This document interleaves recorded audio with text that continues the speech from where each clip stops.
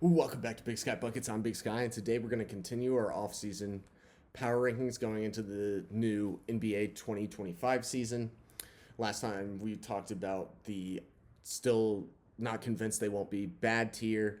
The time before that, we talked about bottom of the barrel. So we're moving on to the next three teams. I think this tier is easily a year away. It may not be for contention, but it could just be bona fide playoff teams. And these are three teams, in my opinion. There's at least one that's like definitely going to be a playoff team next year, in my opinion. Um, but these teams have a pretty good shot of just being in the mix for the playoffs slash play in for sure going into the following season. But this season, I think two of these teams in the East will be vying for the 10th seed, and the other team will be vying for, I think, the 13th seed in the West. So we'll start with number 24, vying for the 11th seed. I have the Toronto Raptors. I went back and forth between the next team that we're going to talk about in a sec, but I did come to I came to the conclusion that I think the Raptors will be the 11th seed in the East because of a few things. One, the deciding factor specifically was how these teams finished, with basically having the same rosters post trade deadline, how they finished the season out. And I know that the Raptors were basically attempting to tank so that they could get their lottery pick. They did not get that. And I think that's part of one of the reasons I'm kind of more in line with they might try and do this again because it's going to be a better draft. That's what everyone's talking about. Maybe that's not the case, but they were a lottery team for sure, and they lost out in the draft lottery because they had like a top, what was it, 8 protected pick. That went to the Spurs that they traded, that ended up becoming Rob Dillingham, who's now on the Timberwolves. But they ended up with Jacoby Walter, who I like, but that was all the way at the 19th pick. Main thing here, your starting lineup looks like Emmanuel Quigley, probably Grady Dick, maybe Jacoby Walter. We'll see there.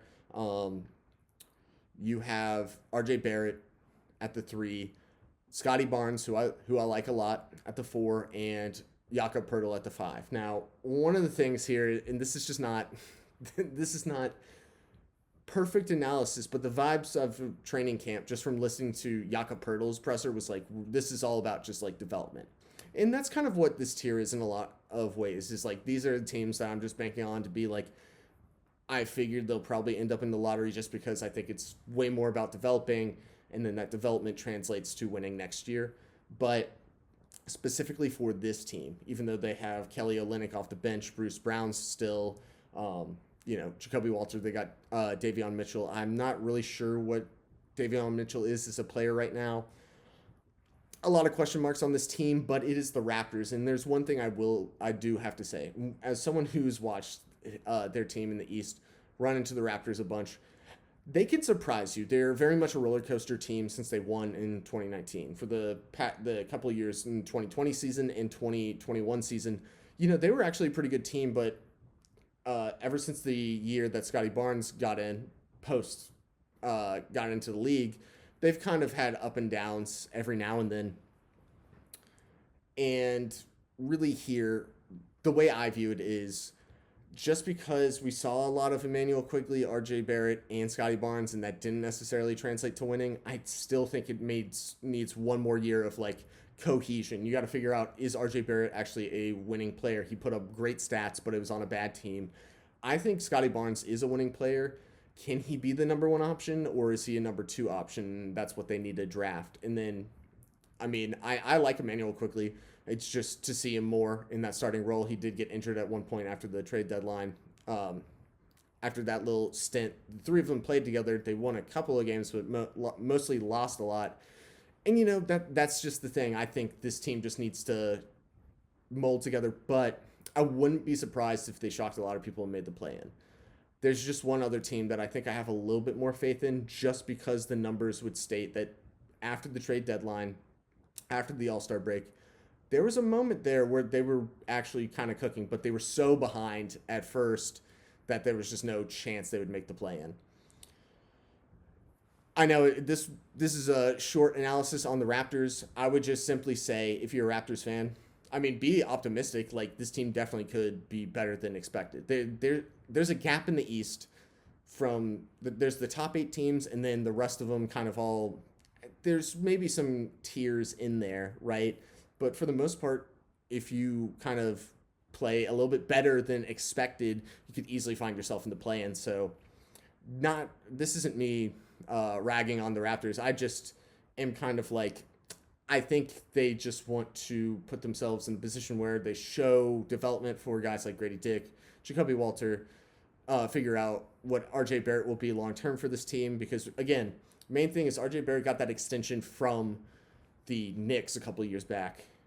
So they got to figure out, is he a long term key piece of this team? But they gave that extension to Scotty Barnes, and they gave that extension to Emmanuel Quickly. So I think they're part of the team. But you got to figure out what RJ Barrett is, and you got a couple of young guys that I think can be core pieces of this team, but they need to show you winning, and then you need to see development out of them. So that's why I think a little bit more of a developmental year for them. Number 23, the team I have being in the 10th seed in the East and in the play-in, is actually the Charlotte Hornets. And the other reason I was going back and forth is I don't want to be like, hey, if this guy is healthy, I could really see them go forward. I do want to dock teams that have players that impact winning and impact the floor of this team that just haven't played a lot, and that is LaMelo Ball for the Hornets. However, I believe in Brandon Miller, and I believe in the guys they brought in from the trade deadline this past year, and Trey Mann, Vasil Micic. I wouldn't say believe in Grant Williams, but I do think he can impact winning. The issue of this team is obviously health. There's no getting around that. LaMelo Ball has helped this team get to the play-in when he's healthy. They have never made the playoffs in this iteration of the Hornets, but they can get to the play-in. Problem is he hasn't been healthy. 2 years ago, he only played 36 games. Last year, only 22 games. That's why when they got all these acquisitions at the trade deadline last year, they went on a little bit of a run, but it was all for naught simply because LaMelo wasn't healthy. I'm not saying he will be. If he can simply play half the games, just like 41 games, you might see something from this team. But what I'm really banking on, even though he's already injured with Mark Williams, it's a small injury. He'll be back by second week of the year, which is perfectly fine. There's a lot of room to maneuver around. Mark Williams, Brandon Miller, Trey Mann off the bench, Vasil Micic off the bench. See, these are the two things that really swung me. Vasil Micic and Trey Mann, before with the Hornets, when LaMelo Ball would go down, playmaking just stopped working. It just stopped happening. These two can at least do something. They won't make up all of the playmaking of LaMelo Ball, but enough to where that's where I was like, you know what, I'm going to buy in on the Hornets being a play-in team again. I think that's just enough playmaking to make up for potential LaMelo Ball entry. Starting five of this team. LaMelo Ball at the 1, Brandon Miller at the 2, Josh Green, who they picked up this offseason, at the 3, Miles Bridges, who I don't really like, at the 4 still, but I think he's just a placeholder until one of these young guys can take over, probably Tijane Salon. I know I'm butchering his name, and Mark Williams most likely at the 5. Your bench is really the saving grace of this team, in my opinion, more so than the Raptors, who do have probably more experienced players off the bench. But what I saw from the bench last year, the second half of the year, could be just a fluky little bit of March basketball, April, like a little bit of early April basketball. But Trey Mann, Vasil Micic, who I've already talked about. You still have Cody Martin on this team. I don't really know.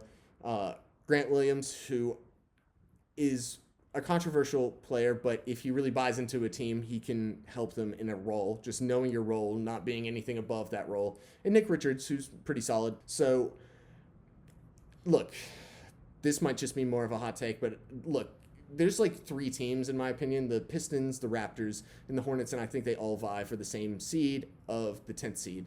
And then, after that, you pan out who's 13, 12, and 11. So, again, pretty quick analysis of them. I think a lot more people have talked about this team already. A lot of people are buying in. The bottom of the East is so weak.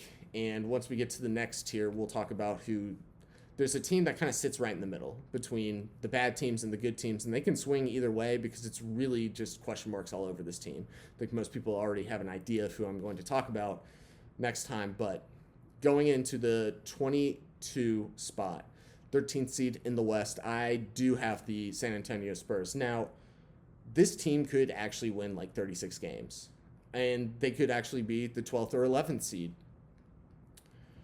I'm going to play devil's advocate here. A lot of people are in on the Spurs, and I get it. I totally get it. When you have such a generational talent like Victor Wembanyama, just 1 year, and he was already second place in Defensive Player of the Year voting, and now you have a real point guard with Chris Paul. My biggest issues with this team are a couple of things. One, if they really wanted to go in, I think they would have actually done some real trades to get real pieces. I do not think Harrison Barnes is a winning player anymore, if he ever was one. I think Chris Paul is just about here in terms of being washed. I think he will actually help with the playmaking, but I don't know if that's going to be the priority because I like Stephon Castle. I love that pick for them. My biggest issue here was Stephon Castle made it pretty clear he wanted to be the guy with the ball in his hands for any team that drafted him. Now, Greg Popovich can do whatever the hell he wants because he's one of the greatest, if not the greatest, NBA coaches of all time. But you got to think there has to be like a nice middle ground here. And that probably means developing Stephon Castle to either be a shooting guard who struggles from the three or actually play him at the point guard. And that means taking the ball out of Chris Paul's hands, who will probably just feed Victor Wembanyama. I think regardless, Victor's going to have a hell of a year and be an all-NBA player. The other things here, I think just some more Jeremy Sohan three-point shooting development would be nice. I need to figure out who Devin Vassell is. And that's kind of one of the big issues with this team is like, if it's all about Victor, that's great. But I don't love the supporting cast, especially off the bench. This is going to be a pretty Jokic, Embiid, Giannis, LeBron kind of thing where, like, when they're playing, they're going to look fantastic. And when he sits, they're going to look absolutely atrocious, in my opinion. Zach Collins is not a good backup center, and they don't really have many backup centers. I think losing Dominique Barlow, I know a lot of people are not going to know who that is, who's on a two-way, was a bad decision from the Spurs, but otherwise, I really think this is like the final year of development. This is just like my hot take is like, yes, could they win way over 30 games? For sure. I actually have them winning at least 30 games, but I'm not going to buy into them being a play-in team. But just to kind of round out this tier, I do think they're a year away. This is the team I built this tier around. They're at the top of this tier for a reason. I think they're a year away from truly being frightening because I think they have a bunch of assets, their own pick, the Hawks pick now. And I think that could work itself out to be like we can develop while trying to win, but not with this not with this roster. Now, the starting lineup is most likely going to be, I guess it's going to be Chris Paul at the 1, Devin Vassell at the 2, Harrison Barnes at the 3, who I don't love, Jeremy Sohan at the 4, and of course Victor Wembanyama at the 5. Now, like I've already said, the main question here is where does Stephon Castle fit and where does he develop? Do they develop him as a combo guard, or do they just straight up be like, all right, you want to show us you can actually be the playmaker of this team? One of the main things to talk about here, just ahead of the year, is that Devin Vassell is already injured, so that's not off to a great start. I forget how bad of an injury. I don't think it's very bad, but I think he'll be out for a little bit. Yeah, just call me a little bit of, I'm a believer in the Spurs, just not exactly this year. I just still don't love the supporting cast. I do think I need to see someone be a genuine, 2. Victor is obviously a number 1 option. It's so obvious. And he could win Defensive Player of the Year. But I don't know if just his play will vault them into the play-in tier. I think it's more likely that they could be the 12th seed. But that whole next tier that we're going to talk about, because we're wrapping up right now, they're just unpredictable teams, and I have a really hard time pinpointing where they're going to end up because they could vary based on level of play and if guys mesh, etc. And I just think it's a safer bet for me for the Spurs team to be like one more year of developing, and then Victor, we're gonna win. Maybe he just straight up vaults them, but I have a hard time believing that just him by himself with how they did kind of minutes restrictions for Victor last year are going to be like, all right, this is the team to win. You got it. We'll play you 30 plus minutes a game. When last year is more like 28 minutes, which was like they could have won more games last year had they just let him play like a normal 30 to 35. But we'll see what happens here. This is not me hating on the Spurs. This is me just being like, I think slow your roll to a lot of people being like, can't they just make the playoffs outright? It's like, I think one of the things they're looking at too is, and this is a weird way to think about it, maybe not the best way to think about it. We're about to enter into a new era. It's kind of happening already of the NBA. And one of those things is with how many teams are like going to be genuinely competitive this year. I think a lot of those teams' windows, like the older teams, like the Suns, the Lakers, the Warriors, the Clippers, their window is basically either 1 to 2 more years. So just waiting to see a couple of those teams just fall off so that they can vault themselves way high up next year. So my headcanon, I could easily be wrong about this, but yeah, those are my takes of the year away tier. Thank you guys so much for watching, listening. Like, sub, comment. I'd appreciate all the support, and I will see you guys soon. We got to get a bunch of these out. We got like a couple of weeks away before the NBA season starts, so I got to get on it. Peace.